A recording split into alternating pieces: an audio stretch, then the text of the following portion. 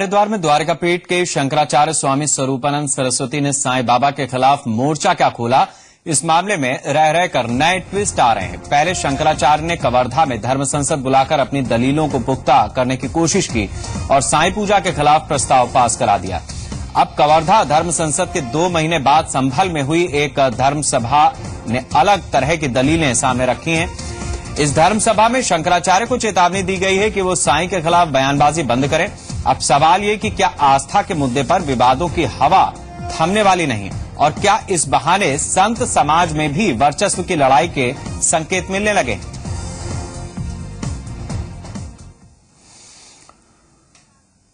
साईं बनाम शंकराचार्य विवाद में अब एक नया ट्विस्ट आ गया है। इस बार मोर्चा शंकराचार्य के खिलाफ खुलता नजर आ रहा है। मुरादाबाद के संभल में हुए विराट धर्म सभा में साईं बाबा के खिलाफ बयानबाजी को लेकर शंकराचार्य को कड़ी चेतावनी दी गई, जिसके बाद शंकराचार्य समर्थक भी अब खुलकर आगे आते नजर आ रहे हैं।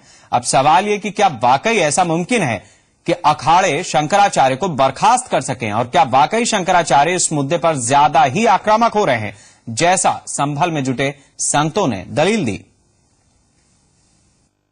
अगला फैसला बहुत खतरनाक होगा, यानी उन्हें चेतावनी दी गई है धर्म सभा की तरफ से। हर हर महादेव, हम सबको ये फैसला मान्य है और हम वचन देते हैं अध्यक्ष महोदय कि हमारी तरफ से शंकराचार्य जी को कोई चुनौती और चेतावनी और कोई निंदा पूर्वक शब्द नहीं कहा जाएगा। साईं बनाम शंकराचार्य, शुरू हुई संतों की खेमेबंदी, शंकराचार्य को दी चेतावनी। संभल में सजे इस विराट धर्मसभा के मंच से द्वारिकापीठ के शंकराचार्य स्वामी स्वरूपानंद सरस्वती को कड़ी चेतावनी जारी की गई है। साईं पूजन का लगातार विरोध कर रहे शंकराचार्य को अब अखाड़ा परिषद ने सख्त लहजे में चेतावनी दी है कि वो साईं बाबा के खिलाफ बयानबाजी बंद करें।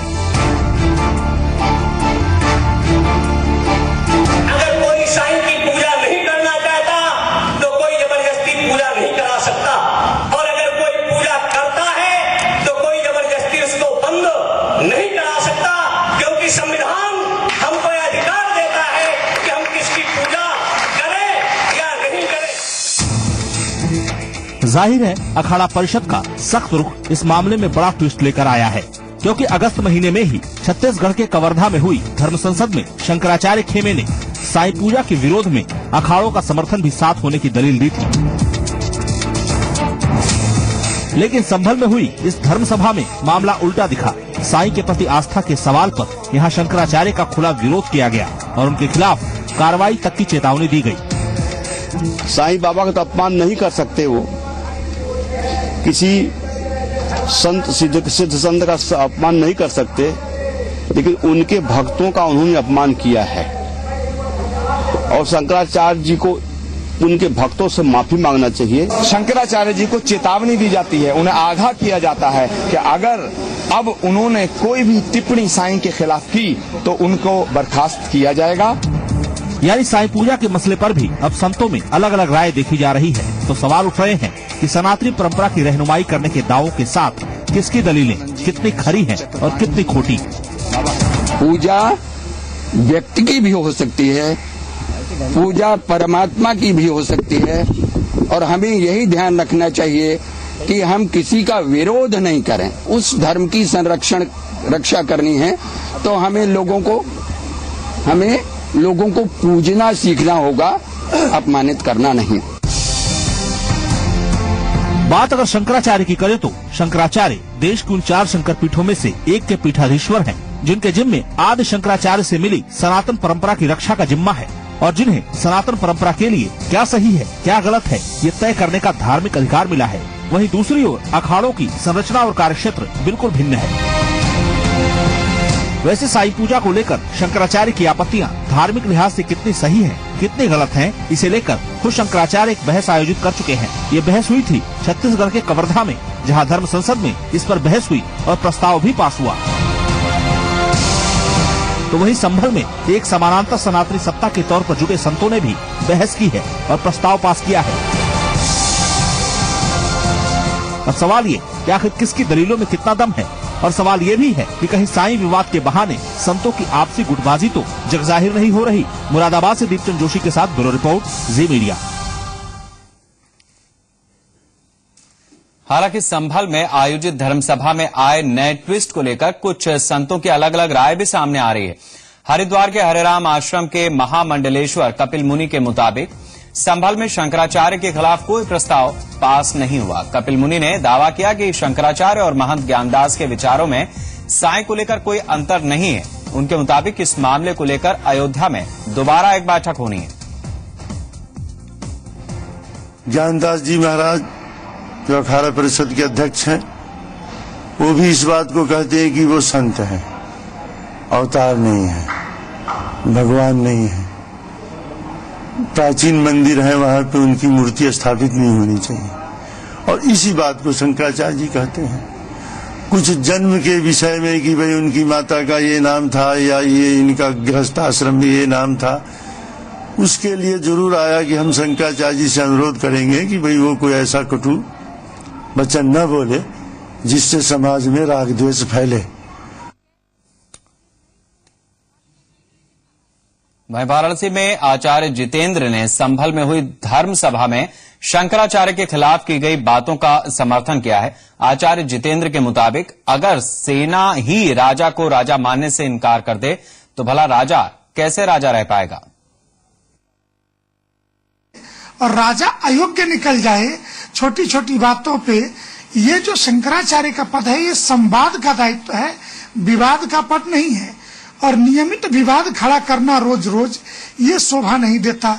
और ये तो सबका अधिकार है। अगर हम नहीं मानते आपको शंकराचार्य, तो आप कैसे रहेंगे, ये आप ही बता दीजिए। और इसी मुद्दे पर ज्यादा चर्चा के लिए मेरे साथ नोएडा स्टूडियो में धर्माचार्य आचार्य कल्याण देव शंकराचार्य के प्रतिनिधि अजय गौतम जी हैं और इंदौर से साईं भक्त किशोर दोरकर जी हैं। आप दोनों लोगों का बहुत स्वागत है। अजय जी, मैं पहले आपसे जानना चाहूंगा कि शंकराचार्य के खिलाफ जिस तरीके के प्रस्ताव पास होने की बात हो रही है, जिस तरीके से उनको शंकराचार्य के पद से बर्खास्त करने की बात हो रही है, क्या आपको लगता है कि दरअसल कुछ कहीं गड़बड़ हो गई जिसकी वजह से संत समाज में ही दो फाड़ नजर आ रहे हैं? देखिए, मैं एक आम जनता की भाषा में अगर बात करूं तो क्या एक चौकीदार किसी कलेक्टर को बर्खास्त कर सकता है? क्या एक निगम पार्षद देश के प्रधानमंत्री को बर्खास्त कर सकता है? क्या शंकराचार्य किसने बनाया? क्या जो संभल के अंदर धर्म सभा का जो नौटंकी हुई, क्या उन्होंने शंकराचार्य जी नियुक्त किए थे? जो नियुक्त करता है उसी को रद्द करने का अधिकार भी होता है मेरे मित्र। ये जो भी कुछ संबल में जो भी स्वांग रचा गया, जो भी कुछ नौटंकी हुई है, उसमें किसी भी व्यक्ति को कोई अधिकार नहीं है शंकराचार्य परंपरा पर बोलने के लिए। क्योंकि शंकराचार्य परंपरा पर अगर कोई बोल सकता है तो स्वयं शंकराचार्य, बाकी के शंकराचार्य बोल सकते हैं या काशी विद्युत परिषद बोल सकती है। काशी विद्युत परिषद ने धर्म संसद जो कि अगस्त के अंदर कवर्धा में हुई थी, उन्होंने अपना स्पष्ट मत शंकराचार्य जी के फेवर में दे दिया था। तो फिर ये कहां से विवाद आ गया? पहली बात से सबसे बड़ी स्पष्ट समझने की बात है कि ये लोग हैं कौन? क्या अखाड़ा परिषद का काम मंदिर की व्यवस्था देखना है, मठ की व्यवस्था देखना है? अखाड़ा परिषद का काम है मात्र जो है कुंभ में होने वाली व्यवस्था को देखना। इसके अलावा उनका ना दायित्व है, ना उनका कोई, ना उनके अधिकार है। पहली बात। दूसरी बात यह है कि जो शंकराचार्य परंपरा है वो 2500 साल से धर्म की रक्षा के लिए हमेशा प्रयासरत रही है। और भगवान जगतगुरु शंकराचार्य स्वरूपानंद सरस्वती जी ने भी धर्म में आई हुई साईं नाम की इस विसंगति को दूर करने के लिए जो धर्म के हिसाब से, शास्त्र के हिसाब से, वेद के हिसाब से उचित है, अगर कोई कार्य कर रहे हैं तो उसमें मुझे बताइए कि उसमें आपत्ति क्या है। सुप्रीम कोर्ट ने भी इनकी पिटीशन को डिसमिस कर दिया। अब इनको जब सुप्रीम कोर्ट से कुछ नहीं मिला तो ये इस तरीके के नाटक और स्वांग करने पर उतर आए। सीधी सी मेरा देखिए बहुत सीधा सा मानना यह है, जो काशी विद्युत परिषद का फैसला, और रही बात अखाड़ों की, 13 के 13 अखाड़े तो वहां थे। जो हमारी धर्म सभा हुई थी, जो हमारी धर्म संसद हुई थी, 13 के 13 अखाड़े उसके अंदर विद्यमान थे। तो फिर यहां तो ये जितने भी लोग हैं ये वो है जो अखाड़ों से निष्कासित है। चलिए, महंत ज्ञानदास खुद इलाहाबाद के, ठीक है, यानी अखाड़ों की अपनी जो सियासत है, आपका कहना यह है कि ये कहीं ना कहीं उससे सरोकार रखता हुआ मामला दिखाई देता है। हम चलते हैं इंदौर। साईं भक्त किशोर दोरकर जी हमारे साथ हैं। किशोर जी, क्या साईं बाबा का प्रभाव दिखने लगा है? कि संतों के मन में ही अलग अलग तरीके के विचार आ रहे हैं, और कोई कह रहा है कि साईं को मान लो, और कोई कह रहा है कि अभी भी अपनी बात पर अडिग रहो। मेरा एक निवेदन है स्वरूपानंद जी से, अजय गौतम जी से, कि वे साईं सच्चरित्र के आधार पर ही सभी बातें करते हैं, और साईं सच्चरित्र को यदि वो पढ़ें तो ये विवाद ही खत्म हो जाएगा। साईं बाबा कोई दूसरे संत नहीं हैं, हमारे ही धर्म के संत हैं और दत्त के अवतार हैं। और साईं बाबा दत्त के अवतार कैसे हैं, ये पुस्तक है, ये शिरडी साईं बाबा संस्थान की है। इसमें सब जो है पूरा विवरण दिया गया है कि साईं बाबा दत्त के अवतार हैं। तो अब ये विवाद यही खत्म हो जाना चाहिए। कोर्ट ने भी जो है, माननीय सर्वोच्च न्यायालय ने अपना फैसला दे दिया है कि जिसकी जहां आस्था हो वो वहां पूजन कर सकता है। इसमें संविधान का भी हमें जो है पूर्ण तरीके से समर्थन प्राप्त है। संविधान भी ये कहता है कि जिसकी जहां आस्था है वो पूजा कर सकता है, इसमें किसी को कोई रोक टोक नहीं हो सकती है। अब शंकराचार्य जी को समझ लेना चाहिए, वो हमारे धर्मपीठ के जो है बड़े आदरणीय संत पुरुष हैं। यह साईं भक्तों के ऊपर छोड़ दें, और भक्तों के ऊपर छोड़ दें कि उसे किसे पूजना है और किसे नहीं पूजना है, ये वो खुद ही निर्धारित कर ले। जो साईं भक्त है वो किसी भी संतों के झगड़ों में नहीं पड़ना चाहता है। वो अपने आराध्य देव की पूजा कल भी करता था, आज भी करता है, और बरसों तक जब तक रहेगा तब तक करता रहेगा, क्योंकि उसमें साईं में भगवान दिखते हैं, इसलिए वो साईं का पूजन करता है। मतलब साईं में भगवान दिखते हैं, मतलब आप खुद ही कह रहे हैं कि साईं भगवान नहीं है, वो भगवान के अगल बगल बैठा दिए गए। सदगुरु हैं साईं बाबा, सदगुरु हैं साईं बाबा, सदगुरु हैं, सदगुरु साईनाथ महाराज हैं। आचार्य कल्याण देव जी, आप ये बताइए कि अभी आप जब नहीं थे तो उस समय चर्चा हुई कि क्यों आखिर साईं को पूजा जाए या क्यों साईं को न पूजा जाए। अब सवाल यह है कि जिस तरीके से शंकराचार्य को खारिज करने की बात हो रही है, आखिर ऐसी क्या नौबत आ गई, ऐसा कौन सा पहाड़ टूट पड़ा कि शंकराचार्य को ही खारिज करने की नौबत आ गई? देखिए, शंकराचार्य जी एक बहुत ही सर्वोच्च पद के ऊपर बैठे हुए हैं। ये उस पद का सभी हम भी सम्मान करते हैं, और जिस तरह से शंकराचार्य जी बयान दे रहे हैं, जिस तरह की बातें कर रहे हैं, कभी साईं को वैश्या का पुत्र कह रहे हैं, कभी कुछ कह रहे हैं, कभी वो बकरा हलाल करने वाला बता रहे हैं, कभी मस्जिद में नमाज पढ़ने वाला बता रहे हैं। मैं सच बता रहा हूं शेखर जी, मैंने शिरडी साईं जाकर के देखा, वहां जितनी भी पूजा पद्धति होती है वो सब हिंदू धर्म के द्वारा होती है। वहां कोई इस नमाज नहीं पढ़ी जाती, वहां किसी तरह का कोई वो नहीं होता है, बिल्कुल वैसे ही पूजा होती है। और फिर दूसरी बात रही जहां तक पूजा की है, अब कोई अपने, पहली बात तो हमारे धर्म ग्रंथ कह रहे हैं गुरुर ब्रह्मा गुरुर विष्णु। अभी मैं सुन रहा था थोड़ी देर पहले कि कोई अपने वो भगवान नहीं है, सदगुरु हैं। लेकिन जो कबीर का मत है, कबीर का मत ये कहता है कि सदगुरु साहिब संत सब, जो सदगुरु संत अगर और कबीरदास रहीमदास पे चले जाएंगे तो फिर निर्गुणी और सगुणी और वगैरह वगैरह सब चीजें आ जाएंगी। मैं आता हूं अजय जी, आपके पास आता हूं। मैं जानना चाहूंगा, मेरा बड़ा सीधा सा सवाल है आपसे कल्याण देव जी, कि आखिर अगर आपको यही चीज बुरी लग रही थी कि शंकराचार्य साईं बाबा को खारिज कर रहे हैं, तो आपने भी तो वही काम किया, आपने शंकराचार्य को ही खारिज कर दिया। नहीं, शंकराचार्य जी जब पूजा का विषय आता है, जब पूजा कोई किसी तरह से भी करे, अपने गुरु को भगवान मान करके पूजा करे, तो शंकराचार्य जी को दर्द क्यों हो रहा है? शंकराचार्य जी को क्यों वो परेशानी हो रही है? अपने घर में ही कर रहे हैं, अपने घर में करे, सनातन धर्म के मंदिर में क्यों करेगा? सनातन धर्म के मंदिरों में क्यों करेगा? सनातन धर्म के मंदिरों में क्यों करेगा? के बगल में अगर रख रहे हैं तो ये पुजारी रख रहे हैं। ये पुजारी नहीं है, पुजारी वहां पर नौकर है, पुजारी है। वो लोग कर रहे हैं जो धर्म को बेच रहे हैं, जो 2-2 लाख 2-4 लाख रुपए के 2-4 लाख रुपए के लिए अपने मंदिर का ईमान बेच के साईं जैसे धर्म को बिठा रहे हैं। थोड़ी देते हैं क्यों? ये षड्यंत्र है, एक षड्यंत्र है इस देश के अंदर राम मंदिर को, आंदोलन को कुचलने का। 20 साल से ये षड्यंत्र है राम मंदिर के आंदोलन को कुचलने का, इस विधर्मी को सनातन धर्म में घुसाने का। तुम्हें कोई किसी तरह का कुछ पता? अरे तुम्हें पता है? तुम्हें क्या पता है? क्या पता है तुम्हें? बताओ फिर अब यजुर्वेद का मंत्र बताओ। किताबों के अंदर बकवासबाजी तुमने, बकवासबाजी तुम करते हो, बकवासबाजी तुम करते हो, तुमको बकवासबाजी तुम करते हो, बकवासबाजी तुम करते हो। वहाँ चले गए जी, वहाँ चले गए, हम देख कर आए जी, वहाँ पर मंदिर की पूजा होती है। अरे तो तुम हो कौन?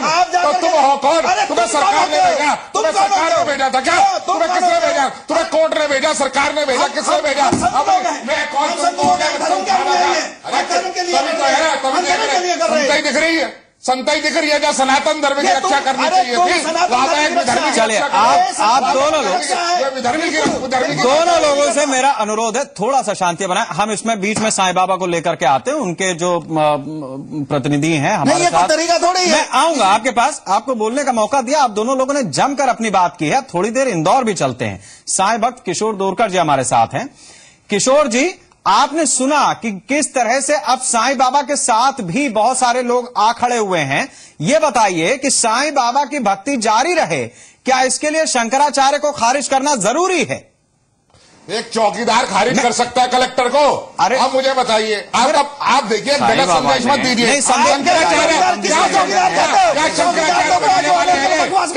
इन्होंने शंकराचार्य को बनाया है, इन्होंने शंकराचार्य को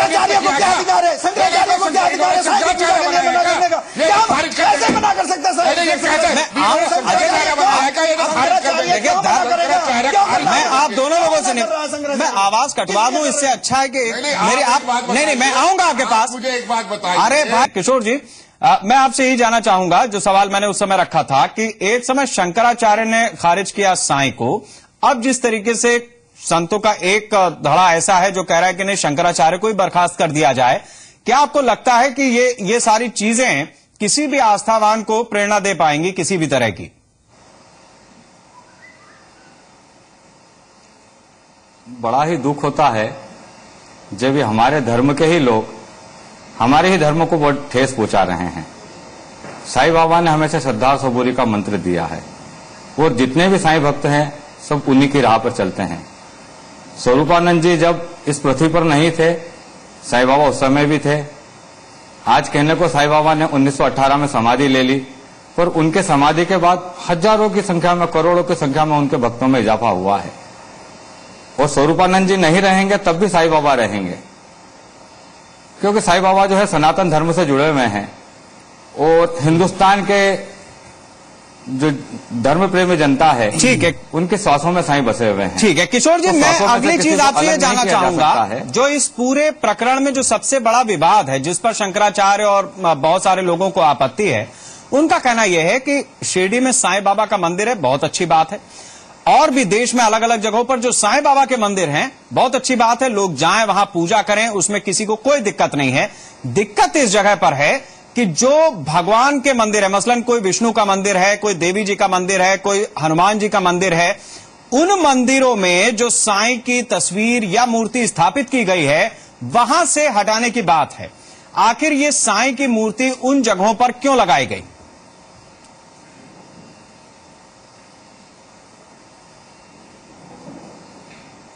ये साईं की जो मूर्तियां वहां पर लगी हैं, उन्हें भी लगाने के पीछे कोई किसी एक व्यक्ति का तो हाथ नहीं होगा।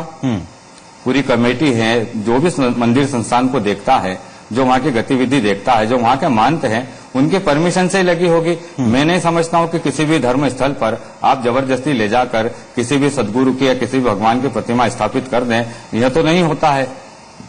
आज जब मुझे तो यह समझ में नहीं आता आप कह रहे हैं आज के समय में शंकराचार्य जी ने आज के समय में शंकराचार्य जी ने यह मुद्दा क्यों छेड़ा? ठीक है, साईं बाबा तो वर्षों से हैं। ठीक है, हम आपने जो मुद्दा उठाया वो ये है कि जब मूर्तियां स्थापित हो रही थी तो आखिर शंकराचार्य और उनके प्रतिनिधि कहां थे? अजय जी, जब ये मूर्तियां एक दिन में तो नहीं लगी, अपने यहां हजारों मंदिर हैं, बहुत सारे मंदिर हैं, उन जगहों पर अगर साईं बाबा की मूर्ति आई तो उस समय आप और जो आपकी पूरी टीम है, जो आपकी पूरी व्यवस्था है, वो क्या कर रही थी? कोई आया और सेंध लगा गया आपके मंदिरों में? देखिए 15 साल पहले सामना का जो एक मुख पृष्ठ है बाला साहब ठाकरे के यहां से निकलता है, उसके मुख पृष्ठ पे छपा था कि साईं की पूजा का विरोध। समय समय पे शंकराचार्य जी ने इस बात को समाज के सामने रखा, ठीक है, बार बार उन्होंने प्रयास किया।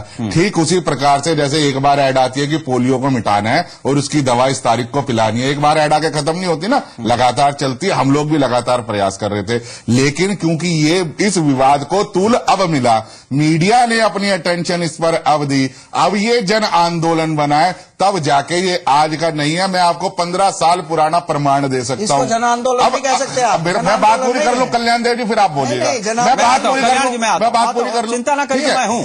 मैं बहुत सीधी और स्पष्ट बात कह रहा हूं। अभी किसी कोई होगा कोई साईं भक्त जिसने अभद्र भाषा में करते हुए देखा SMS भेजा, वो तो मैं देखता हूं, पुलिस को बुलाता हूं। मैं सीधी सी बात है कि कह रहा हूं कि जो व्यक्ति, कोई भी सीधी सी बात है, धार्मिक स्वतंत्रता के नाम पर क्या वह अजमेर शरीफ में जाकर है हनुमान चालीसा की पढ़ सकता हूं या वहां मूर्ति लगा सकता हूं हनुमान जी की, क्या वह चर्च में जाके मरियम मैरी के साथ में मां दुर्गा की मूर्ति लगा सकता हूं, क्योंकि मेरी धार्मिक आस्था। ठीक है। दूसरी बात मैं बात खत्म कर लूं। हमारा हिंदू लॉ है, हिंदू लॉ, उसका नाम है Hindu religious charitable endorsement act.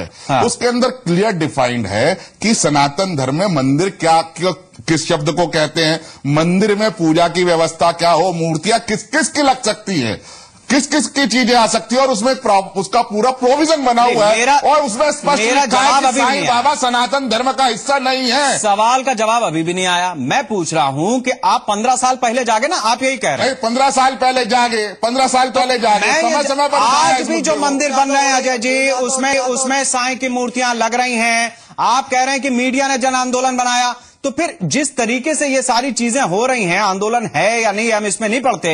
मैं जानना चाहता हूं कि पिछले 15 साल में काम करते हुए आज भी जो मंदिर बन रहे हैं उसमें हो सकता है कि साईं की मूर्ति लग रही हो। आपकी व्यवस्था कहां है, पहले ये बताइए। देखिए व्यवस्था क्या, हमारी व्यवस्था अगर आपने कोई मंदिर अपने घर के अंदर खोला है और आप अगर अपने निजी स्वार्थ के लिए वहां पे राम को हटा के और साईं की मूर्ति को बिठा दोगे, उसमें हमारी व्यवस्था क्या करेगी? हमारा काम है लोगों को जागरूक करना, और उस जागरूक करने का